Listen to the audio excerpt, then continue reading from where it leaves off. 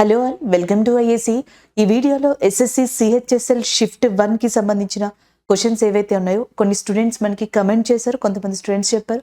So ఈ questions అన్ని కూడా మనం ఇక్కడ డిస్కస్ చేద్దాం. ఫస్ట్ వన్ చూద్దాం. సో ఇక్కడ క్వశ్చన్ చూడండి, ఇది హిస్టరీ రిలేటెడ్ క్వశ్చన్ ఇచ్చారంట. సో మనకి స్టూడెంట్స్ కమెంట్ చేసినప్పుడు వీడియోలో విజయనగర కింగ్డమ్కి రిలేటెడ్గా క్వశ్చన్ ఇచ్చారు అని చెప్పేసి అక్కడ మనకి కమెంట్ చేశారు. కొంతమంది మనకి చెప్పడం ఏంటి అంటే తజుద్దీన్ ఫిరోజ్ అనే ఒక బహమనీ కింగ్ ఉన్నారనమాట. సో ఈ తజుద్దీన్ ఫిరోజ్ అనే ఆయన విజయనగర కింగ్డమ్కి సంబంధించిన ఏ రాజు కూతుర్ని మ్యారేజ్ చేసుకున్నారు? So Tajuddin Firoz marry to which Vijayanagara king's daughter అని చెప్పి అడిగారు. ఆన్సర్ వచ్చేటప్పటికి దేవరాయ 1. ఈయన యొక్క డాటర్ ఎవరైతే ఉన్నారో ఆమెను పెళ్లి చేసుకోవడం జరిగింది, దానికి సంబంధించింది. అలాగే నెక్స్ట్ వచ్చేటప్పటికి నర్సింగ్ రాయ్ అని చెప్పేసి ఇంకొక కింగ్ ఉన్నారు, నరసింగ్ రాయ్. ఈయన one of the popular king ఆ టైంలో. ఈయనకి అండ్ తారిద్దీన్ ఫిరోజ్కి మధ్యలో మనకి ఒక యుద్ధం జరిగింది. ఆ యుద్ధంలో ఓడిపోయిన తర్వాత నర్సింగ్ రాయ్ ఫిరోజ్ యొక్క కూతురు ఎవరైతే ఉంటారో డాటర్ని ఈయన పెళ్లి చేసుకోవడం జరిగింది ఆవిడ్ని. ఇలా మనకి 2 క్వశ్చన్స్ అనేవి దీని మీద ఫ్రేమ్ అయ్యి ఉన్నాయి. అయితే స్టూడెంట్ మనకి విజయనగర కింగ్డమ్ అన్నారు కాబట్టి కొన్ని ఆల్రెడీ ప్రీవియస్ క్వశ్చన్స్ ఉన్నాయి విజయనగర కింగ్డమ్ మీద ఎస్ఎస్సిలో అడిగినవి, అవి చూద్దాం. So Tamil, Telugu and as well as Sanskrit, ఈ 3 లాంగ్వేజెస్ని కూడా విజయనగర కింగ్డమ్ ఆదరించడం జరిగింది. Vijayanagara kingdom patronised which languages in their kingdom అని అడిగితే ఆన్సర్గా మనం ఏం గుర్తుపెట్టుకోవచ్చు అంటే సౌత్ ఇండియన్ అన్ని కూడా, Telugu and as well as Tamil especially, and next Sanskrit, ఈ మూడింటిని కూడా. నెక్స్ట్ వచ్చేటప్పటికి విజయనగర కింగ్డమ్ పతనానికి కారణం ఏంటి? What is the main reason for that Vijayanagara Kingdom downfall అని అడిగితే అండ్ ఆన్సర్ వచ్చేటప్పటికి బీజాపూర్, గోల్కొండ, అహ్మదానగర్, ఈ కింగ్డమ్స్ ఏవైతే ఉన్నాయో ఇవి చాలా స్ట్రాంగ్గా ఉండడం. బహమనీ కింగ్డమ్ ఫస్ట్లో వచ్చిందనమాట. Bahmani Kingdom and Vijayanagara Kingdom ఈ రెండు కూడా మనకి మొహమ్మద్ బిన్ తుగ్లక్ కాలంలో ఏర్పడ్డాయి. ఇది ఒక క్వశ్చన్ అండి. అది కూడా అంటే విజయనగర కింగ్డమ్ ఏ ఢిల్లీ రూల్ చేస్తున్నప్పుడు ఏర్పడింది అని అడుగుతున్నారు. So answer Mohammad bin Tughlaq. దాని తర్వాత బహమనీ కింగ్డమ్ మనకి డిఫరెంట్గా 5 కింగ్డమ్స్ కింద విడిపోయింది. దాంట్లో అహ్మదానగర్, గోల్కొండ, బీజాపూర్ కింగ్డమ్స్ చాలా స్ట్రాంగ్గా యూనిటీగా ఉండడం అనేది దాని యొక్క డౌన్ఫాల్కి కారణమైంది. ఎస్పెషల్లీ 1565 దీనిని బ్యాటిల్ ఆఫ్ తల్లికోట లేదా రాక్షసి తంగడి యుద్ధం అని కూడా పిలవడం జరుగుతుంది. ఇది కూడా ఒక question. Battle of Talikota or Rakshasi Tangadi యుద్ధం ఇయర్ అడుగుతారు. 1565లో జరిగింది. అది ఎవరెవరికి మధ్య అంటే విజయనగర కింగ్డమ్కి ఈ 5 బహమనీ కింగ్డమ్స్, ఇక్కడ నేను 3 మెన్షన్ చేశాను కదా, 5 బహమనీ కింగ్డమ్ రాజ్యాలకి మధ్యలో జరిగింది అనమాట. దాని తర్వాతే డౌన్ఫాల్ అయింది. నెక్స్ట్ వన్, కృష్ణదేవరాయ ఎవరైతే ఉన్నారో మనకి శ్రీకృష్ణదేవరాయ, ఆయన విజయనగర కింగ్డమ్ని రూల్ చేస్తున్న టైంలో భారతదేశంలో మొఘల్ సామ్రాజ్యాన్ని ఎస్టాబ్లిష్ చేసిన వ్యక్తిగా బాబర్ని చెప్పడం జరుగుతుంది. Babur established Mughal dynasty in the term of Krishnadevaraya when he was ruling and Vijayanagara కింగ్డమ్గా చెప్తాం. అండ్ కృష్ణదేవరాయ పోర్చుగీస్ వాళ్ళతో మనకి 1510లో 1510లో ఒక ట్రీటీని కూడా చేసుకోవడం జరిగింది, ఒప్పందం. After this treaty only Portuguese occupied Goa అని చెప్పడం కూడా జరుగుతుంది. దాని తర్వాత వాళ్ళ యొక్క హెడ్ క్వార్టర్స్ని కేరళ నుంచి గోవాకి షిఫ్ట్ చేసుకున్నారు. నెక్స్ట్ వన్, నాయకాస్ అంటే ఎవరు విజయనగర కింగ్డమ్లో అనేది ఒక పాపులర్ ప్రీవియస్ క్వశ్చన్ అనమాట, చాలా ఎగ్జామ్స్లో అడిగింది. నాయకాస్ అనే వాళ్ళు దేనికి రిలేటెడ్ అని మిలిటరీ చీఫ్స్గా చెప్పడం జరుగుతుంది. సైనికులకి సంబంధించిన లేదా సైనిక విభాగానికి సంబంధించిన హెడ్స్ వీళ్ళు. Military chiefs in Vijayanagara kingdom is belongs to that are regarding to that నాయకాస్గా చెప్పడం జరుగుతుంది. And Vijayanagara kingdom is very popular in terms of literature, poetry and in terms of construction. Vijayanagara kingdom దేనికి ప్రసిద్ధి అంటే కట్టడాలకి ప్రసిద్ధి. అలాగే నెక్స్ట్ లిటరేచర్కి కానీ పోయట్రీస్కి కానీ. సో మనకి శ్రీకృష్ణదేవరాయ లేదా విజయనగర కింగ్డమ్లో అష్టదిగ్గజాలు ఉండేవాళ్ళంట. అండ్ ఇంకొకటి ఏంటంటే Krishnadevaraya himself is a poet. Amukta Malyada అనే బుక్ని రాసింది మనకి శ్రీకృష్ణదేవరాయగా చెప్పడం జరుగుతుంది. Amukta Malyada written by which person అని అడిగారు అనుకోండి, that is nothing but Sri Krishnadevaraya. And next one, construction విషయానికి వస్తే విజయ విఠల, విరూపాక్ష ఇలాంటి టెంపుల్స్ని మనకి కన్స్ట్రక్ట్ చేసింది కూడా విజయనగర కింగ్డమే. ఎక్కడ కన్స్ట్రక్ట్ చేశారు అంటే హంపీలో, గ్రూప్ ఆఫ్ హంపీ టెంపుల్స్ అని వీటిని అంటారు. కర్ణాటకలో వీటిని కన్స్ట్రక్ట్ చేయించడం జరిగింది. ఎస్పెషల్లీ ఇవన్నీ కూడా దేవరాయ 2 ఉన్నారు చూసారా, దేవరాయ 2 టైంలో ఇవి కన్స్ట్రక్ట్ చేయడం జరిగిందంట. ఈ విజయ విఠల అనే టెంపుల్ ఏదైతే ఉందో ఒక మ్యూజికల్ టెంపుల్గా కూడా దీన్ని చెప్తారు. దీన్ని లక్కన్న దండేష్ అనే పర్సన్ యొక్క ఆధ్వర్యంలో కన్స్ట్రక్ట్ చేయించారంట. దేవరాయ టూనే ఆయన టైంలో లక్కన్న దండేష్ అనే పర్సన్ ఎవరైతే ఉన్నారో ఆయన ఆధ్వర్యంలో దీన్ని కన్స్ట్రక్ట్ చేయించడం జరిగింది. ఇలాంటి క్వశ్చన్స్ని జనరల్గా ఎస్ఎస్సి హిస్టరీ చెప్పినప్పుడు మ్యాక్సిమం టచ్ చేయమండి. ఎందుకంటే విజయనగర కింగ్డమ్ అనేది ఎలా ఎస్టాబ్లిష్ అయింది, కింగ్స్ ఎవరున్నారు, వాళ్ళ యొక్క కన్స్ట్రక్షన్స్ ఏంటి అనేది నార్మల్గా చెప్పుకుంటూ ఉంటాం. సో ఎస్ఎస్సిలో ఈసారి అడిగిన క్వశ్చన్స్ ఏవైతే ఉన్నాయో అవి కొన్ని అన్ఎక్స్పెక్టెడ్ క్వశ్చన్స్ని అడగడం జరిగింది. దాంట్లో ఇది ఒకటి అనమాట. ఇలాంటి క్వశ్చన్స్ని అడిగే ఛాన్సెస్ ఉన్నాయి. Next one, Mysore is very very popular in terms of Wadiyar Kingdom. Mysore యొక్క లయన్గా కూడా మనకి, మైసూర్ యొక్క టైగర్గా యాక్చువల్గా మనకి టిప్పు సుల్తాన్ని చెప్పడం జరుగుతుంది. టిప్పు సుల్తాన్ యొక్క ఫాదర్ హైదర్ అలీ. సో హైదర్ అలీ ముందర కొంతమంది మనకి వడియార్ కింగ్డమ్ని స్టార్ట్ చేశారనమాట. ఆ వడియార్ కింగ్డమ్ని స్టార్ట్ చేస్తున్నప్పుడు మైసూర్లో విజయనగర కింగ్డమ్ని రూల్ చేస్తున్న పర్సన్ ఎవరు అంటే Venkataraya. So when Venkataraya ruling that Vijayanagara kingdom at the same time period and Wodeyar kingdom is established in మైసూర్గా చెప్పడం జరుగుతుంది. ఇవి ఓవరాల్గా విజయనగర కింగ్డమ్ దాని రిలేటెడ్గా ఉన్న క్వశ్చన్స్. స్టూడెంట్ అడిగిన దాన్ని బట్టి క్వశ్చన్ విజయనగర కింగ్డమ్ నుంచి వచ్చింది అంటే మేబీ ఇలాంటి ఫ్రేమింగ్లో ఏదైనా క్వశ్చన్ అడిగి ఉండొచ్చు. లేదు మనకి ఇంకొంతమంది స్టూడెంట్స్ చెప్పినట్టుగా తాజుద్దీన్ ఫిరోజ్ ఎవరైతే బహమనీ రాజ్యానికి సంబంధించిన వ్యక్తి, అండ్ వీళ్ళకి బహమనీ కింగ్డమ్కి అండ్ విజయనగర కింగ్డమ్కి మెయిన్ డిస్ప్యూటరీ ఎక్కడ అని అడిగారు అనుకోండి, రాయచూర్ దోఅబ్ అని చెప్పేసి అంటాం. ఇక్కడ తుంగభద్ర నది అనేది ప్రవహిస్తూ ఉంటుంది. తుంగభద్ర నది దగ్గర రాయచూర్ దోఅబ్ అనే ప్రదేశం కోసం Vijayanagara kingdom and Bahmani kingdom ఈ రెండు కూడా ఫైట్ చేసుకున్నాయి. So this is all about Vijayanagara kingdom and their related ఇన్ఫర్మేషన్గా చెప్పడం జరుగుతుంది. అండ్ నెక్స్ట్ వన్, బాబర్ని చూసారు కదా, బాబర్ మీద కూడా ప్రీవియస్లీ ఎస్ఎస్సి సిహెచ్ఎస్ఎల్ షిఫ్ట్స్లో జరిగిన షిఫ్ట్స్లో క్వశ్చన్స్ అడిగారు. ఎలాంటి క్వశ్చన్స్ అడిగారంటే బాబర్ చనిపోయిన సంవత్సరం అడిగారు. The death year of Babur అని చెప్పేసి ఒక క్వశ్చన్ ఉందన్నమాట. 1530 ఇన్ డిసెంబర్ మంత్ బాబర్ చనిపోవడం జరిగింది. బాబర్ యొక్క సమాధి ఎక్కడుంది అని అడిగారు. సో ఆన్సర్ వచ్చేటప్పటికి Kabul is a capital of Afghanistan. అయితే there is a different question, Babur died in which place అని అడిగారు అనుకోండి, దట్ ఈస్ ఇండియాలోని ఆగ్రాలో బాబర్ చనిపోవడం జరిగింది. But Babur tomb is constructed or Babur యొక్క బాడీని మళ్ళీ రీలొకేట్ చేశారు ఎక్కడికి అంటే కాబూల్కి అనమాట. ఇలాంటివి. ఆర్ఎల్స్ పానిపట్టు వార్ గురించి అడిగారు. ఫస్ట్ పానిపట్టు వార్ అంటాం కదా, అది మనకి 1526లో జరిగింది బాబర్కి అండ్ ఇబ్రహీం లోడికి మధ్యలో. బాబర్ గురించి అడిగారు, విజయనగర కింగ్డమ్ గురించి అడిగారు. ఇన్ఫ్యాక్ట్ చెప్పాలంటే ఢిల్లీ సల్తనేట్ ఉంటుంది చూసారా, ఢిల్లీ సల్తనేట్ గురించి కూడా కొన్ని క్వశ్చన్స్ని అడగడం జరిగింది. అది కూడా ఇల్తుత్మిష్, బాల్బన్ ఇలాంటి పర్సన్స్ గురించి కొన్ని క్వశ్చన్స్ని అడిగారు. ఇది మిడీవల్ ఇండియాలో అడిగిన క్వశ్చన్స్ అండి. అలాగే ఏన్షియంట్ ఇండియాలో రైటర్స్ గురించి ఎక్కువ అడుగుతున్నారనమాట. పాణిని ఎవరైతే ఉన్నారో ఆయన అష్టాధ్యాయిని అని సాంస్క్రిట్ గ్రామర్ బుక్ని రాశారు. అర్థశాస్త్రాన్ని కౌటిల్యుడు రాయడం జరిగింది. ఇలాంటి క్వశ్చన్స్ రిలేటెడ్గా అడిగారు. అలాగే నేషనల్ మూవ్మెంట్ నుంచి చాలా సింపుల్ క్వశ్చన్స్ అడుగుతున్నారు. ఫ్రంటియర్ గాంధీ అంటే ఎవరు, లేకపోతే నెక్స్ట్ వచ్చేటప్పటికి కొన్ని ఇంపార్టెంట్ పార్టీస్ ఏవైతే ఉన్నాయో అవి ఎప్పుడు ఎస్టాబ్లిష్ అయ్యాయి, ఇలాంటి క్వశ్చన్స్ హిస్టరీ రిలేటెడ్గా వస్తున్నాయి. సో నెక్స్ట్ క్వశ్చన్ చూడండి, 2011 సెన్సస్ రిలేటెడ్ క్వశ్చన్ అంట. 2011 జనాభా లెక్కలకి సంబంధించి క్వశ్చన్ అడగాలంటున్నారు. సో సిహెచ్ఎస్ఎల్లో ఆల్మోస్ట్ ఈ క్వశ్చన్ని నేను ప్రతిరోజు ఏదో ఒక షిఫ్ట్లో ఎక్స్ప్లెయిన్ చేస్తానే ఉన్నాను. దీని అర్థం ఏంటి అంటే సెన్సస్ నుంచి క్వశ్చన్స్ అడుగుతున్నారు, బట్ క్వశ్చన్స్ కొంచెం డిఫికల్ట్ టు మోడరేట్ లెవెల్లో ఉంటున్నాయి. మనకి ఎలాంటి క్వశ్చన్స్ అడిగారు అనేది పక్కన పెడితే ఒకటి రెగ్యులర్, ఇంకొకటి డిఫరెంట్ క్వశ్చన్స్ ఉంటాయి 7th సెన్సస్ నుంచి. మనకి ఈ సెన్సస్ వచ్చేటప్పటికి ఏంటి అంటే ఫస్ట్ టైం మనకి సెన్సస్ ఎప్పుడు స్టార్ట్ చేశారు ప్రాపర్గా అంటే 1881లో స్టార్ట్ చేశారు. నార్మల్గా అయితే 1827, 28 ఆ టైంలో కూడా 24 ఆ టైంలో కూడా సెన్సస్ని మనకి క్యాలిక్యులేట్ చేయడం జరిగింది. బట్ అది ప్రాపర్గా కాదు. అలహాబాద్లో అండ్ బెనారస్, అలహాబాద్ లేదా ప్రయాగ్రాజ్, బెనారస్ లాంటి ప్రాంతాల్లో కండక్ట్ చేశారు. దాని తర్వాత హెన్రీ వాల్టర్ అని చెప్పేసి ఒక పర్సన్ ఉన్నారు, హెన్రీ వాల్టర్. ఈయనని ఫాదర్ ఆఫ్ సెన్సస్ గా కూడా పిలవడం జరుగుతుంది. ఫస్ట్ టైం బంగ్లాదేశ్ యొక్క క్యాపిటల్ ఢాకా ఉంది చూసారా, ఆ సిటీ మొత్తం కూడా పాపులేషన్ ని కౌంట్ చేశారంటే ఈయన. అందుకని చెప్పేసి ఫస్ట్ సిటీ ఇండియాకి సంబంధించి బిఫోర్ ఇండిపెండెన్స్ ఇదే మనకి సెన్సస్ ని క్యాలిక్యులేట్ చేయబడిన సిటీ. దీన్ని హెన్రీ వాల్టర్ అనే పర్సన్ క్యాలిక్యులేట్ చేశారు. అందుకే father of census in India అని చెప్పేసి ఈయన పిలుస్తారు. అండ్ దాని తర్వాత 1872లో లార్డ్ మ్యాయో అనే పర్సన్ ఉన్నారనమాట మనకి. ఆ టైంలో కూడా ఒకసారి సెన్సస్ని మనకి క్యాలిక్యులేట్ చేయడం స్టార్ట్ చేశారు. బట్ ఆ టైంలో కూడా ప్రాపర్గా క్యాలిక్యులేట్ చేయలేదు. నెక్స్ట్ 1881లో ఫస్ట్ టైం మనకి సెన్సస్ని ప్రాపర్గా తీసుకొచ్చారు. అప్పటి నుంచి కూడా ఎవ్రీ 10 yearsకి ఒకసారి సెన్సస్ని మనకి ఇవ్వడం జరుగుతుంది, జనాభా లెక్కల్ని.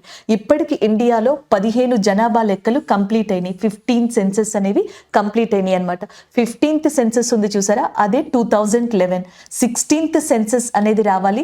16th సెన్సస్ యొక్క ప్రత్యేకత ఏంటి అంటే, ఒకటి డిజిటలైజ్డ్. ఇప్పటి వరకు కూడా ఇవేమీ కూడా డిజిటల్ రూపంలో లేవు, just data on paper work మీదే ఉన్నాయి.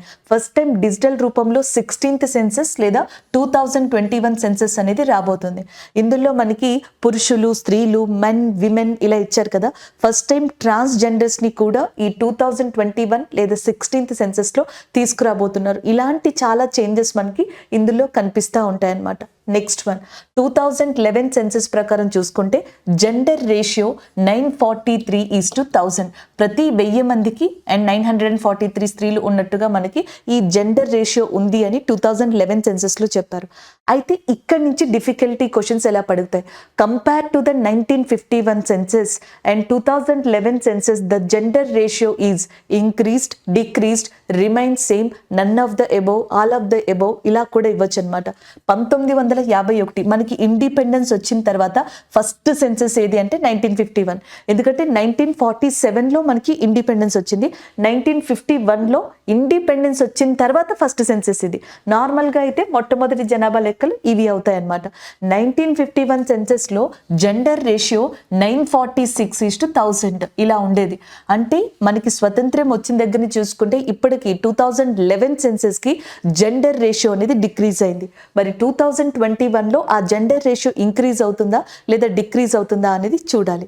నెక్స్ట్ వన్, మనకి పాపులేషన్ డెన్సిటీ, జనసాంద్రత అత్యధికంగా ఉన్న రాష్ట్రం బీహార్గా చెప్తాం.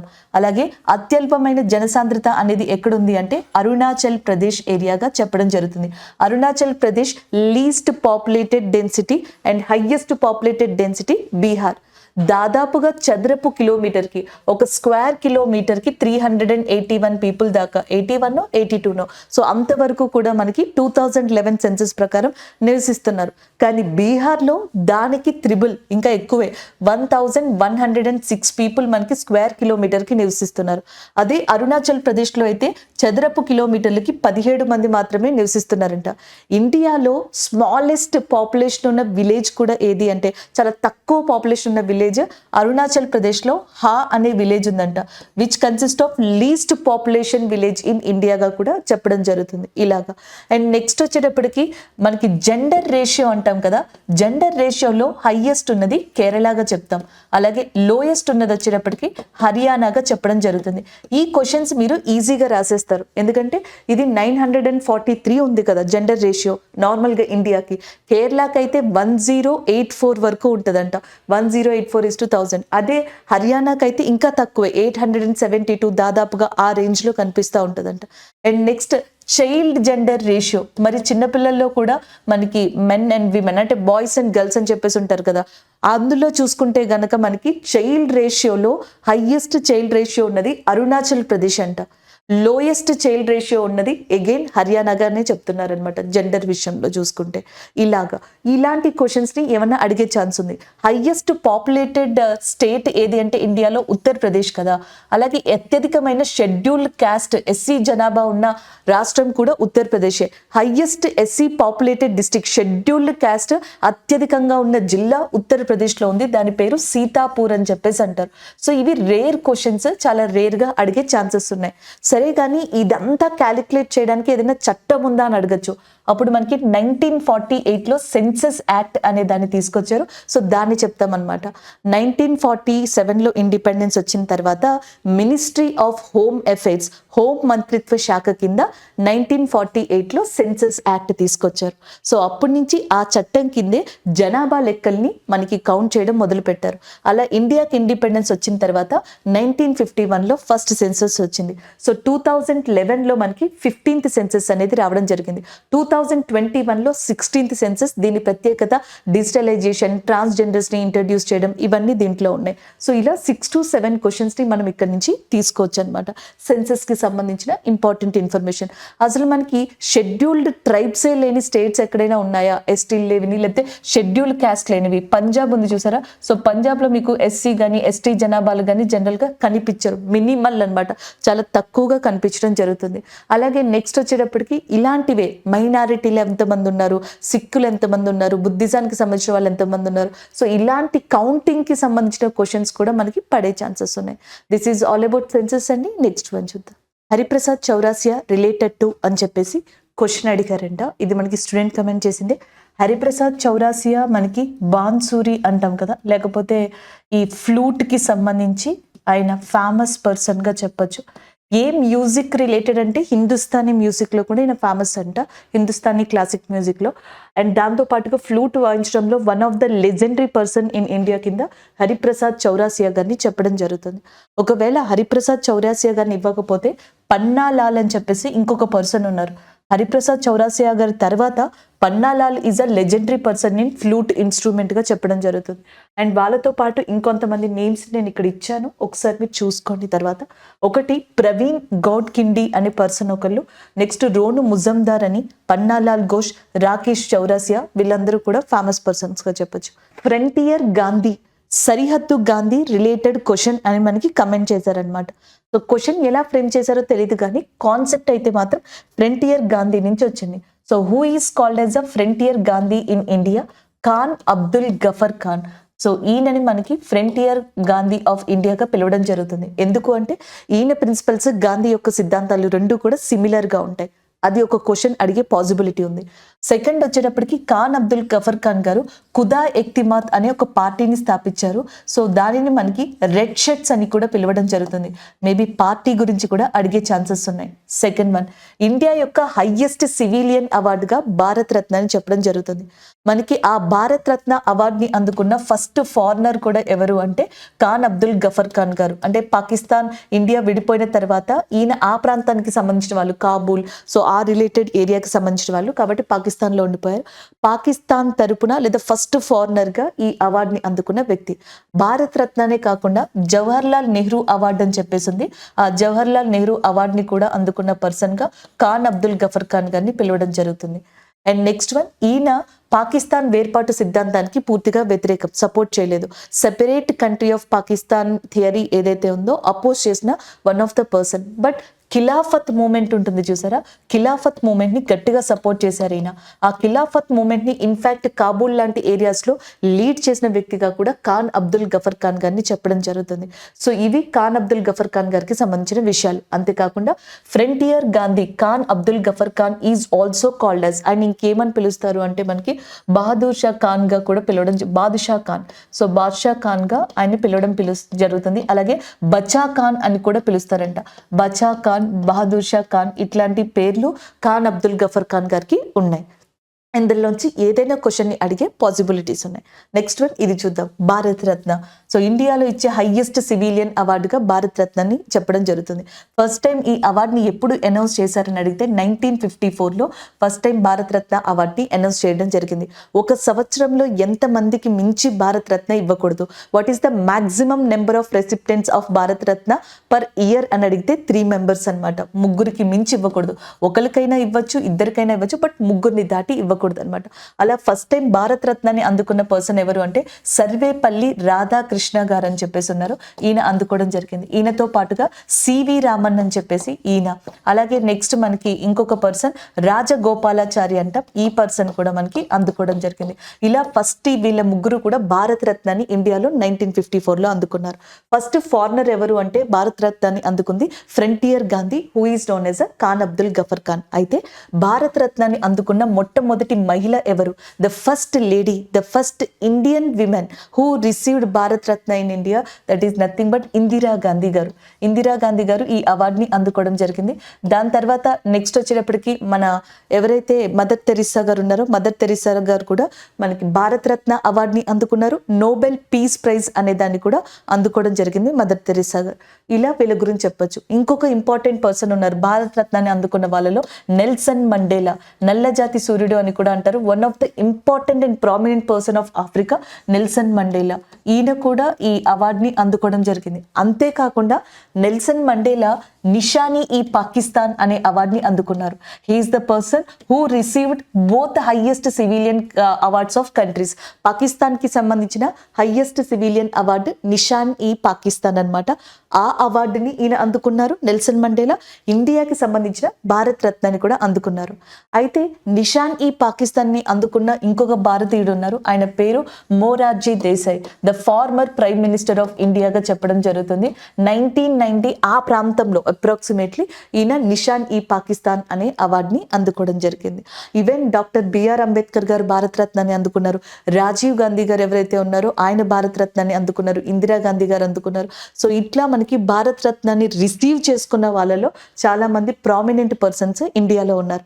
అలాగే ఇందిరా గాంధీ గారికి సంబంధించి కూడా కొన్ని క్వశ్చన్స్ ఎకానమీ రిలేటెడ్ పడుతున్నాయి. ఆ ఎకానమీ రిలేటెడ్ ఎలా పడుతున్నాయి అంటే 5 year ప్లాన్, 5th పంచవర్ష ప్రణాళిక టైంలో ఇందిరా గాంధీ గారు ఇండియాలో రూల్ చేయడం జరిగింది. దానికి సంబంధించిన క్వశ్చన్స్ అడుగుతా ఉన్నారు. 5th 5 year ప్లాన్లో మనకి ఎక్కువగా పావర్టీ ఎలిమినేషన్ లాంటి పథకాల్ని స్టార్ట్ చేయడం ఇలాంటివి చేశారు. గరీబీ హటావో లాంటి నినాదాన్ని ఇచ్చిన పర్సన్గా ఇందిరా గాంధీ మ్యామ్ని చెప్పడం జరుగుతుంది. ఈ టైప్ ఆఫ్ క్వశ్చన్స్ అడుగుతున్నారు. లేకపోతే రాజగోపాలాచారి, ఇప్పుడు ఖాన్ అబ్దుల్ గఫర్ ఖాన్ గారిని అడిగారు కదా, జస్ట్ సింపుల్గా అడిగారు who is a frontier Gandhi అని. అలాగే రాజగోపాలాచారి గారికి కూడా సంబంధించి ఉన్నాయి. రాజగోపాలాచారి గారిని మనకి one of the prominent person of national freedom movement గా చెప్పడం జరుగుతుంది. ఇన్ఫాక్ట్ వల్లభాయ్ పటేల్ ఉన్నారు చూసారా, సర్దార్ వల్లభాయ్ పటేల్. సర్దార్ వల్లభాయ్ పటేల్ గారు చనిపోయిన తర్వాత after his death the second home minister of India కింద వర్క్ చేసింది కూడా రాజగోపాలాచారి గారుగా చెప్పొచ్చు అనమాట. Sorry, second deputy prime minister of India కింద వర్క్ చేశారు. అంతేకాకుండా మద్రాస్ కి సంబంధించి one of the important prominent leader గా చెప్తాం. అండ్ స్వతంత్ర అనే ఒక పార్టీని కూడా ఇండియాకి ఇండిపెండెన్స్ వచ్చిన తర్వాత ఈయన స్టార్ట్ చేశారు. ఇండియాకి ఇండిపెండెన్స్ వచ్చిన తర్వాత ఫస్ట్ ఇండియన్ గవర్నర్ జనరల్ గా కూడా వర్క్ చేసింది రాజగోపాలాచారి గారు. మద్రాసు లేదా తమిళనాడులో ఉప్పు సత్యాగ్రహ, సాల్ట్ సత్యాగ్రహాన్ని మనకి లీడ్ చేసిన పర్సన్ కూడా రాజగోపాలాచారి గారుగా చెప్పడం జరుగుతుంది. అంతేకాకుండా ఇందిరా గాంధీ గారి టైంలో మనకి 1974 ఆ ప్రాంతంలో ఆపరేషన్ స్మైలింగ్ బుద్ధ అనేది జరిగింది. అది కూడా పోఖ్రాన్ లో జరిగింది అనమాట. పోఖ్రాన్ ని ఏమని పిలుస్తారు అని కూడా అడుగుతూ ఉంటారు. ఇవి గుర్తుపెట్టుకోండి. Pokhran is called as a land of Mirage అని చెప్పేసి పిలుస్తారు. ల్యాండ్ ఆఫ్ 5 mirages గా దీన్ని పిలవడం జరుగుతుంది. ఇది ఎక్కడ ఉంది అని అడిగితే which is located in Rajasthan area. ఇండియాలో most of the nuclear test అంటే ఫస్ట్ది సెకండ్ది కూడా రాజస్థాన్ లోనే కండక్ట్ చేశారు. ఫస్ట్ది 1974లో. ఇందిరా గాంధీ గారి టైంలోనే 1971లో ఇండో పాకిస్తాన్ వార్ అనేది జరిగింది. సో మనకి అది ఒకటి. అండ్ ఆ టైంలోనే ఇందిరా గాంధీ గారి టైంలోనే నేషనల్ ఎమర్జెన్సీ అనే దాన్ని కూడా విధించారనమాట. సో నిన్న క్వశ్చన్ అడిగారు SSC CHSL లో, national emergency, state emergency articles అన్నమాట. నేషనల్ ఎమర్జెన్సీ అయితే 352, స్టేట్ ఎమర్జెన్సీ అయితే 356 గా చెప్పడం జరుగుతుంది. నేషనల్ ఎమర్జెన్సీ ఉంది చూసారా, 352లో మనకి ఇంపోజ్ చేస్తారు చూసారా, 2 విషయాల వల్ల. ఒకటి war or external aggression. So మనకి బయట ప్రపంచంలో ఏదైనా అల్జడి వల్ల ఇండియాలో డిస్టర్బెన్స్ వచ్చినా, యుద్ధ ప్రాతిపదిక వచ్చినా, అంటే 1962లో ఇండియా చైనా వార్ వచ్చింది చూసారా, అప్పుడు 1971లో ఇండియా పాకిస్తాన్ వార్ వచ్చినప్పుడు అండ్ ఇందిరా గాంధీ గారి టైంలోనే నెక్స్ట్ అదే జోనర్లో నేషనల్ ఎమర్జెన్సీ అనేది విధించబడింది ఈ కండిషన్స్ వల్ల. ఇంకొకటి ఆర్మ్డ్ రెబిలియన్ లేదా ఇంటర్నల్ ఎమర్జెన్సీ వచ్చినప్పుడు నేషనల్ ఎమర్జెన్సీ అనేది అండర్ ఆర్టికల్ 352 ద్వారా ఇంపోజ్ చేయబడుతుంది అని మనకి ఉందన్నమాట. అండ్ నెక్స్ట్ స్టేట్ ఎమర్జెన్సీ లేదా ప్రెసిడెంట్ రూల్ 356. ఫినాన్షియల్ ఎమర్జెన్సీ అని ఉంటుంది, అది ఆర్టికల్ 360లో మనకి మెన్షన్ చేసి ఉంటుంది. ఇలా వీటిని మనం గుర్తుపెట్టుకోవచ్చండి. So next question DPSP related అంటే directive principles of state policy, ఆదేశిక సూత్రాలు అంటాం. సో ఇవి ఎందులో మనకి మెన్షన్ చేయబడ్డాయని అడిగితే పార్ట్ 4లో ఇవి మెన్షన్ చేయబడ్డాయి అనమాట. అలాగే మనకి ఏ ఆర్టికల్ నుంచి ఏ ఆర్టికల్ మధ్యలో ఉంది ఇలాంటి క్వశ్చన్స్ కూడా అడుగుతూ ఉంటారు. సో మనకి 36 నుంచి 51 ఆర్టికల్ మధ్యలో ఇవి లొకేట్ అయి ఉన్నాయి. అలాగే నెక్స్ట్ దీన్ని ఎక్కడి నుంచి తీసుకున్నాం ఇలాంటి క్వశ్చన్స్ కూడా అడిగే ఛాన్సెస్ ఉన్నాయన్నమాట. సో దీన్ని వచ్చేటప్పటికి మనం ఐర్లాండ్ కంట్రీ ఏదైతే ఉందో అక్కడి నుంచి ఈ డిపిఎస్పి అనే వాటిని తీసుకోవడం జరిగింది. వీటిని మనం 3 పార్ట్స్ కింద విడదీయొచ్చు. ఒకటి గాంధీయన్ ప్రిన్సిపల్స్ కింద విడదీస్తారు, ఇంకొకటి సోషలిస్ట్ ప్రిన్సిపల్స్ కింద విడదీయడం జరుగుతుంది, ఇంకొకటి వచ్చేటప్పటికి లిబరలైజ్డ్ ప్రిన్సిపల్స్ గా విడదీస్తారనమాట. మొత్తం ఈ 36 to 51 ఉన్నాయి కదా, వీటిని ఐర్లాండ్ నుంచే మనం తీసుకున్నాం. పార్ట్ 4లో ఇంక్లూడ్ చేసాం 36 to 51 అనమాట. అయితే ఏవైతే ఈ 36 to 51 తీసుకున్నామో అందులో కొన్ని గాంధేయవాదాలకి దగ్గరగా ఉన్నాయి. ఇంకొకటి సోషల్ రెస్పాన్సిబిలిటీస్, సోషల్ ఓరియంటెడ్, సామాజిక భద్రత, సామాజిక వాటికి సంబంధించిన వాటికి దగ్గరగా ఉన్నాయి, కొన్ని లిబరల్ గా ఉన్నాయి. అలా ఏవైతే లక్షణాలు ఉన్నాయో ఆ ఆర్టికల్స్ ని ఈ 3 బ్రాడ్ కేటగిరీస్ గా మార్చేశారనమాట. క్వశ్చన్స్ ఎలా అడుగుతారంటే బేసిక్స్ నుంచి, అంటే ఇక్కడ నుంచి ఒక క్వశ్చన్ అనేది రావచ్చు, లేదా సింపుల్ గా మనకి ఆర్టికల్ 51 అంటే ఏంటి అని చెప్పేసి అడుగుతారు. అంటే ఇంటర్నేషనల్ పీస్ ఏదైతే ఉంటుందో దాన్ని కాపాడడం, అంతర్జాతీయ పరిరక్షణ, శాంతి, ఇట్లాంటివి ఆర్టికల్ 51. లేకపోతే 50లో సెపరేషన్ ఆఫ్ జ్యుడిషియరీ, ఎగ్జిక్యూటివ్, ఇట్లాంటివి ఉంటాయి చూసారా, ఇలాంటివి డైరెక్ట్ గా క్వశ్చన్స్ అడుగుతారు.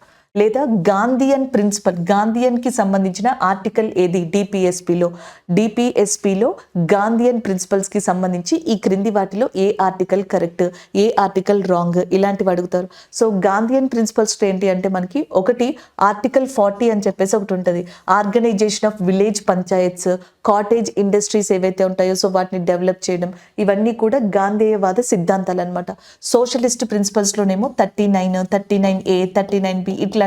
39A ఏంటి అంటే పూర్ పీపుల్ ఉంటారు చూసారా, సో వాళ్ళకి న్యాయ సహాయం అనేది వాళ్ళు ఎఫర్ట్ చేయలేరు, ఫీజెస్ అవి కట్టలేరు అనమాట కేసెస్కి వాటికి. అలాంటి వాళ్ళకి ఉచితంగా న్యాయ సర్వీస్ అనేది అందించాలి, free legal aid service to that poor people under article 39A. అది సోషలిస్ట్ ప్రిన్సిపల్. లిబరలైజేషన్లో ఏంటి అంటే మనకి ఆర్టికల్ 44 యూనిఫామ్ సివిల్ కోడ్ అని చెప్పేసి, ఫస్ట్ స్టేట్ గోవా దీన్ని మనకి తీసుకొచ్చిందని, అలాగే ఉత్తరాఖండ్, ఉత్తరప్రదేశ్, గుజరాత్ లాంటి స్టేట్స్ ఏవైతే ఉన్నాయో అవి కూడా యూనిఫామ్ సివిల్ కోడ్ ని తీసుకురావడానికి ట్రై చేస్తున్నాయని, ఇలాంటి క్వశ్చన్స్ ఉంటాయి. ఈ టైప్ ఆఫ్ క్వశ్చన్స్ ని ఇక్కడ నుంచి అడుగుతున్నారు. సో ఇప్పటి వరకు కూడా DPSP either fundamental rights or fundamental duties, and నిన్న ఒక 2 డిఫరెంట్ క్వశ్చన్స్ చూసాం. ఒకటి స్టేట్ ఎమర్జెన్సీకి సంబంధించిన క్వశ్చన్ ఒకటి అడిగారు, అలాగే నెక్స్ట్ వచ్చేటప్పటికి పార్ట్ 1లో ఆర్టికల్ 1 అని చెప్పేసి ఉంటుంది, దాని రిలేటెడ్ గా ఒక క్వశ్చన్ అడగడం జరిగింది. సో ఇలా మనకి పాలిటీ నుంచి క్వశ్చన్స్ అడుగుతున్నారండి. సో నెక్స్ట్ వన్ చూడండి, where is the headquarters of Indian institute of science.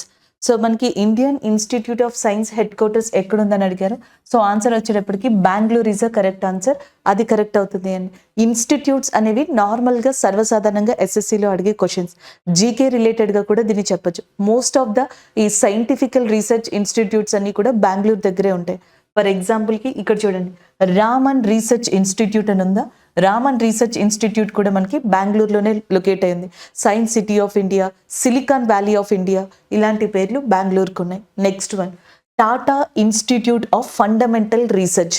Tata institute of fundamental research అనేది ముంబైలోని ఉంది, అలాగే హైదరాబాద్లో కూడా ఇది ఉందన్నమాట. ఇది 2 చోట్ల ఉంది, ఒకటి ముంబై అండ్ రెండోది Hyderabad. Next one, Saha institute of nuclear physics అని చెప్పేసి ఉంది, ఇది మనకి కోల్కత్తాలో లొకేట్ అయ్యింది. ఇదే కోల్కత్తాలో సత్యజిత్ రే ఫిలిం ఏదైతే ల్యాబ్ ఉందో అది కూడా మనకి కోల్కత్తాలోనే లొకేట్ అయ్యింది. సత్యజిత్ రే గారిని legendary person of Indian film గా కూడా చెప్పడం జరుగుతుంది. ఆయనకి సంబంధించి సత్యజిత్ రే టెలివిజన్ ఇండస్ట్రీ అనేది మనకి కోల్కత్తాలో లొకేట్ అయ్యింది, film industry. Next NIOC, national institute of oceanography, ఇది మనకి గోవాలోని పానాజీ అనే ఏరియాలో ఉంది. Goa of Panaji national institute of oceanography. అలాగే రిమోట్ సెన్సింగ్ సెంటర్ అని చెప్పేసి ఉంటుంది, నేషనల్ రిమోట్ సెన్సింగ్ సెంటర్, ఇది మనకి హైదరాబాద్లో లొకేట్ అయింది. నేషనల్ రిమోట్ ఇన్స్టిట్యూట్ అనేది మనకి డెహ్రాడూన్లో లొకేట్ అయి ఉంటుంది. అలాగే సెంటర్ ఫర్ పెట్రోలియం రీసెర్చ్ అనేది కూడా డెహ్రాడూన్లోనే లొకేట్ అయింది. ఇండియన్ ఫారెస్ట్ ఇన్స్టిట్యూట్ ఏదైతే ఉందో అది కూడా మనకి రీసెర్చ్ ఇన్స్టిట్యూట్ డెహ్రాడూన్లో ఉంది. ఇండియన్ ఫారెస్ట్ మేనేజ్మెంట్ అని చెప్పేసి ఉంటుంది. ఇండియన్ ఫారెస్ట్ మేనేజ్మెంట్ మాత్రమే మనకి భూపాల్లో లొకేట్ అయింది. మ్యాక్సిమం ఈ ఫారెస్ట్కి సంబంధించినవి రీసెర్చ్ ఇన్స్టిట్యూట్ ఇలాంటివన్నీ కూడా డెహ్రాడూన్లో ఎక్కువ ఉన్నాయి. అంటే mountain forest institute and arid forest ఇవి డిఫరెంట్ అండి. మామూలుగా అయితే ఫారెస్ట్కి సంబంధించినవి ఎక్కువ ఇన్స్టిట్యూషన్స్ కానీ రీసెర్చ్ సెంటర్స్ కానీ డెహ్రాడూన్ దగ్గర మీరు చూడొచ్చు. అండ్ ఒక్క మేనేజ్మెంట్ మాత్రం ఫారెస్ట్ మేనేజ్మెంట్ భూపాల్లో లొకేట్ అయ్యింది. ఇలా డిఫరెంట్ క్వశ్చన్స్. లేకపోతే టొబాకో రీసెర్చ్ సెంటర్ అని చెప్పేసి ఉంది. టొబాకో రీసెర్చ్ సెంటర్ అనేది ఎక్కడుంది అంటే దట్ ఈస్ ఇన్ రాజమండ్రి, ఆంధ్రప్రదేశ్గా చెప్తాం. Next one, and potato research centre that is located in Himachal Pradesh and Shimla. And next rice research institute అని చెప్పేసి ఉంది, కటాక్లో లొకేట్ అయి ఉంది, ఒడిస్సా. వరి గురించి మాట్లాడతాం కదా, సో వరి పరిశోధన సంస్థ rice research institute Cuttack in Odisha. And పొటాటోకి వచ్చేటప్పటికి షిమ్లా, అండ్ టొబాకోకి వచ్చేటప్పటికి Rajahmundry. And Indian forest research institute Dehradun, Indian forest management వచ్చేటప్పటికి Bhopal. And next Tata industry and fundamental research అనేది ముంబై అండ్ హైదరాబాద్లో ఇలా లొకేట్ అయి ఉన్నాయి. ఇవి ఇన్స్టిట్యూట్స్కి సంబంధించినవి. సో నెక్స్ట్ క్వశ్చన్ మనకి స్పోర్ట్స్కి సంబంధించి ఇచ్చారంట. India won how many medals in international shooting federation, sports shooting federation junior world cup అని చెప్పేసి అడుగుతున్నారు. సో మనకి జూనియర్ వరల్డ్ కప్లో ఇండియా అనేది ఎన్ని మెడల్స్ని గెలుచుకుంది? ఓవరాల్గా 17 మెడల్స్ని గెలుచుకుంది. అందులో 5 వచ్చేటప్పటికి బ్రాంజ్ అంటే కాంస్యం, 6 వచ్చేటప్పటికి సిల్వర్ అండ్ 6 వచ్చేటప్పటికి గోల్డ్ అనమాట. సో ఒక్కొక్కసారి ఓవరాల్ మెడల్స్ అడుగుతారు అండ్ గోల్డ్ ఎన్ని వచ్చాయి, లేకపోతే రజతం ఎన్ని వచ్చాయి, ఇలాంటివి కూడా అడగడం జరుగుతుంది. టాప్లో చైనా ఉందన్నమాట. చైనాకి 28 మెడల్స్ వచ్చాయి ఫస్ట్ పొజిషన్లో. అండ్ సెకండ్ పొజిషన్లో ఇండియా, థర్డ్ పొజిషన్లో ఉక్రెయిన్ ఉంది, ఫోర్త్ పొజిషన్లో కజకిస్తాన్ ఉంది. అండ్ నెక్స్ట్ చూసుకుంటే ఈ ఈవెంట్స్ అనేవి 2023లో సౌత్ కొరియాలో జరిగినాయి రీసెంట్గా. ఇండియాకి సంబంధించి శుభం బిస్లా, సానియం, అభినవ్ షా అండ్ గౌతమి భానోత్ అండ్ కమల్జిత్ వీళ్ళందరూ కూడా షూటింగ్ విభాగంలో డిఫరెంట్ కేటగిరీస్లో గోల్డ్ మెడల్స్ని పొందిన వాళ్ళు. అలాగే ISSF ఏదైతే ఉందో దీనికి సంబంధించిన చైర్మన్గా ప్రస్తుతం మనకి లూసియానో రోసి అనే పర్సన్ ప్రెసిడెంట్గా ఉండడం జరిగింది. సో కొన్నిసార్లు మనం అన్ఎక్స్పెక్టెడ్ క్వశ్చన్స్ ఏవైతే ఉంటాయో అలాంటివి కూడా ఫేస్ చేస్తూ ఉంటాం ఎగ్జామ్లో. ISSFకి సంబంధించి పాపులర్ ప్లేయర్స్ని చదువుతాం. అలాగే నెక్స్ట్ వచ్చేటప్పటికి gold, silver, bronze and top countries 5 ఏవి 4 ఏవి ఇట్లా సడన్గా ISSFకి సంబంధించిన చైర్మన్ అడుగుతూ ఉంటారు. లేదా ఇంకొకసారి ఎట్లా అంటే ప్రజెంట్ మనకి ISSF ఏదైతే ఉందో దాని చైర్మన్గా రాసి ఉన్నారు. ఆయన ఏ కంట్రీకి సంబంధించిన వ్యక్తి? హీస్ బిలాంగ్స్ టు ఇటలీ అండి. ఆయన ఇటలీ కంట్రీకి సంబంధించిన వ్యక్తిగా చెప్పొచ్చు. ఇలాంటి క్వశ్చన్స్. సో నెక్స్ట్ వన్ చూడండి, అర్జున్ అవార్డు ఏదైతే ఉందో అర్జున అవార్డు దాని రిలేటెడ్ క్వశ్చన్ అనేది అడిగారనమాట. ఎలా అడిగారనేది తెలీదు, స్టూడెంట్ మాత్రం మనకి కమెంట్ చేయడం అర్జున అవార్డ్ క్వశ్చన్ రిలేటెడ్ అని చెప్పి మన వీడియో కింద కమెంట్ చేయడం జరిగింది. మినిస్ట్రీ ఆఫ్ యూత్ అఫైర్స్ ఉంది చూసారా, దీని యొక్క ఆధ్వర్యంలోనే స్పోర్ట్స్లో ఇచ్చే second highest award. So major highest award వచ్చేటప్పటికి ధ్యాన్ చంద్ ఖేల్ రత్న అవార్డ్. ఫస్ట్లో రాజీవ్ ఖేల్ రత్న అవార్డు అని ఉండేది కదా, దీన్ని ధ్యాన్ చంద్ ఖేల్ రత్న అవార్డు కింద చేంజ్ చేశారు. దీన్ని ఇవ్వడం జరుగుతుంది అనమాట. దాని తర్వాత సెకండ్ వన్ అర్జున అవార్డ్. దీనిని 1961లో స్టార్ట్ చేశారు. రీసెంట్గా అయితే 2022లో కూడా ఈ అవార్డ్స్ని ఇవ్వడం జరిగింది. అండ్ నెక్స్ట్ ఫస్ట్లో దీనికి క్యాష్ ప్రైజ్ 1961లో మినిస్ట్రీ ఆఫ్ యూత్ అఫైర్స్ ఆధ్వర్యంలో అర్జున అవార్డ్ని పెట్టినప్పుడు 5 లక్షల రూపాయలు, 5 lakhs is a cash prize. But right now cash prize ఎంత ఉంది అంటే 15 lakhs, 15 లక్షలు ఉంది. అలాగే ఫస్ట్ పర్సన్ దీంట్లో మనకి ఆర్చరీ విభాగంలో కృష్ణదాస్ అనే పర్సన్ 1961లో అర్జున అవార్డ్ని తీసుకున్నారు. ఇది ఒక SSC ప్రీవియస్ క్వశ్చన్ అనమాట. అలాగే నెక్స్ట్ విమెన్స్లో అయితే 1962లో అర్జున అవార్డ్ని అందుకున్నారు బ్యాడ్మింటన్ విభాగానికి సంబంధించి మీనా షా అనే పర్సన్. సో ఈ రెండు కూడా, ఒకటి అర్జున అవార్డ్ రిలేటెడ్, ఇంకొకటి స్పోర్ట్స్కి సంబంధించి షూటింగ్ ఫెడరేషన్ వరల్డ్ కప్ 2023కి సంబంధించిన క్వశ్చన్ అడిగారు అనమాట. ఈ రెండు స్పోర్ట్స్ రిలేటెడ్గా అడిగిన క్వశ్చన్స్గా చెప్పొచ్చు. నెక్స్ట్ వన్ చూద్దాం. సో నెక్స్ట్ వన్ అర్థశాస్త్ర రిలేటెడ్ క్వశ్చన్ అంట. ఇది కూడా హిస్టరీకి సంబంధించింది. అర్థశాస్త్ర అనేదాన్ని మనకి ఎవరు రాశారు అంటే కౌటిల్యుడు లేదా చాణక్యుడు అని కూడా ఈ పర్సన్ని పిలవడం జరుగుతుంది. Kautilya or Chanakya is the author of అర్థశాస్త్రగా చెప్తారు.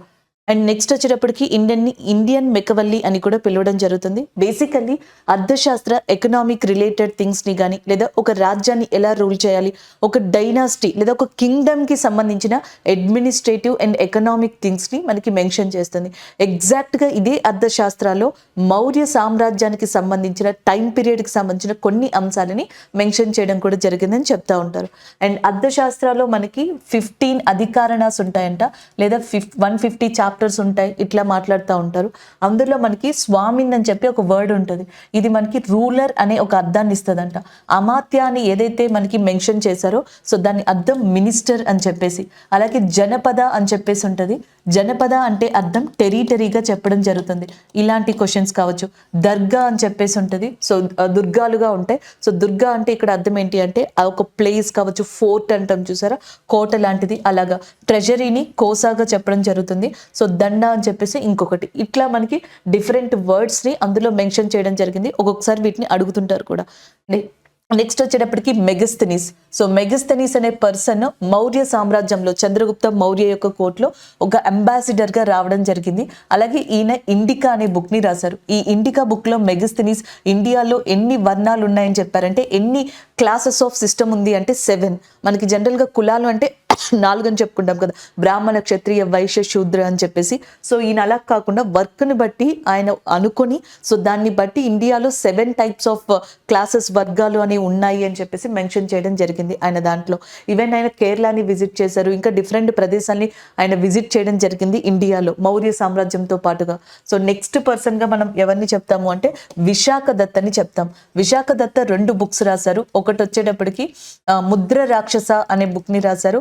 అలాగే నెక్స్ట్ మనకి దేవి చంద్రగుప్తం అనే ఇంకొక బుక్ ని రాశారు. దేవి చంద్రగుప్తం ఏదైతే ఉందో గుప్తా డైనాసిటీ గురించి మనకి మెయిన్ గా చెప్పడం జరుగుతుంది. ముద్ర రాక్షస ఏదైతే ఉందో అది మౌర్య సామ్రాజ్యం, అశోకుని టైం పీరియడ్ గురించి కొంత ప్రస్తావన అనేది అందులో మెన్షన్ చేయడం జరిగింది. అలాగే నెక్స్ట్ అమరసింహ అనే ఆయన మనకి అమరకోశ అనే ఒక బుక్ ని రాయడం జరిగింది. నెక్స్ట్ మనకి భాస్కర 2 అనే ఒక పర్సన్ ఉన్నారు. ఈ భాస్కర 2 అనే పర్సన్ లీలావతి అనే బుక్ ని రాశారు. దీన్ని లీలావతి బీజగణితం అని కూడా పిలవచ్చు అనమాట. లీలావతి పరిణయం అని ఉంటుంది, దాన్ని హాలుడు రాశారు. లీలావతి బీజగణితాన్ని భాస్కర 2 అనే పర్సన్ రాయడం జరిగింది. పంచతంత్ర అనే దాన్ని మనకి విష్ణు శర్మ రాశారు. అలాగే కాళిదాసు, ఈయనని ఇండియన్ షేక్స్పియర్ అని కూడా అంటారు. చంద్రగుప్త 2 ఆస్థానంలో ఈయన చూడొచ్చు. కాళిదాస్ కూడా మనకి రఘువంశం, అభిజ్ఞాన శాకుంతలం లాంటి బుక్స్ ని ఆయన రాయడం జరిగింది. ఇలా ఒక్కొక్క పర్సన్ ఒక్కొక్క దాన్ని రాయడం జరిగింది. వరాహ మీరుడు పంచక సిద్ధాంత అనే బుక్ ని రాయడం జరిగింది. హర్షుడు ఎవరైతే ఉన్నారో Harshavardhana himself is a writer, ఆయన కూడా మనకి నాగావళి లాంటి బుక్స్ ని రాయడం జరిగింది. సో ఇది మనకి ఈ రిలేటెడ్ క్వశ్చన్ ని అడిగినట్టు చెప్తున్నారు. నెక్స్ట్ వన్ చూద్దాం. So next one Manipur festival related question అడిగారంట. గాంగై అనే ఫెస్టివల్ ని ఎవరు సెలబ్రేట్ యాక్చువల్గా క్వశ్చన్ వచ్చేటప్పటికి ఇది అండి. కొంతమంది స్టూడెంట్స్ ఏమో మణిపూర్ మీద క్వశ్చన్ ఇచ్చారని చెప్పారు. కొంతమంది గాంగై ఫెస్టివల్ అనేది ఎక్కడ సెలబ్రేట్ చేస్తారని అడిగారు. గాంగై ఫెస్టివల్ అనేది మణిపూర్లో సెలబ్రేట్ చేస్తారనమాట. పంట చేతికొచ్చిన తర్వాత జరుపుకునే ఫెస్టివల్. యాక్చువల్లీ హార్వెస్టింగ్ కంప్లీట్ అయిన తర్వాత జరుపుకునే ఫెస్టివల్ గా గాంగై ఫెస్టివల్ ని చెప్పొచ్చు ఇన్ మణిపూర్ ఏరియా. అది ఒకటి. నెక్స్ట్ వన్ ఇక్కడ మనకి ఎవరైతే రోంగ్మీ నాగా అనే ట్రైబల్ పీపుల్ ఉన్నారో వీళ్ళ యొక్క ఈ గిరిజన జాతి యొక్క ఆధ్వర్యంలోనే ఈ ఫెస్టివల్ అనేది జరుగుతుంది. అండ్ మణిపూర్లో ఇంకొక one of the important festival గా the main festival of Manipur Yaoshang గా చెప్తాం. అండ్ దాంతో పాటుగా Manipur Rathyatra and the festival is known as a Kang festival. ఇవన్నీ చెప్పడం జరుగుతుంది. In fact Japan called Manipur as a flower on lofty height. So flower on lofty height అని చెప్పేసి మనకి ఎవరు ఈ మణిపూర్ని డిస్క్రైబ్ చేశారు అంటే జపాన్ కంట్రీ డిస్క్రైబ్ చేయడం జరిగింది. అలాగే మణిపూర్లో ఇంపార్టెంట్గా మనకి లోక్తక్ లేక్ అనేది ఉంది. అండ్ ఇలాంటివన్నీ కూడా మనం ఇంపార్టెంట్గా చెప్పుకోవచ్చు. కీబుల్ లామ్జోవా అనే ఫ్లోటింగ్ నేషనల్ పార్క్, ఇవన్నీ కూడా మణిపూర్లో ఉన్నాయి. సో ఇవి మనకి స్టూడెంట్స్ ఇచ్చిన క్వశ్చన్స్ అండి. Thank you.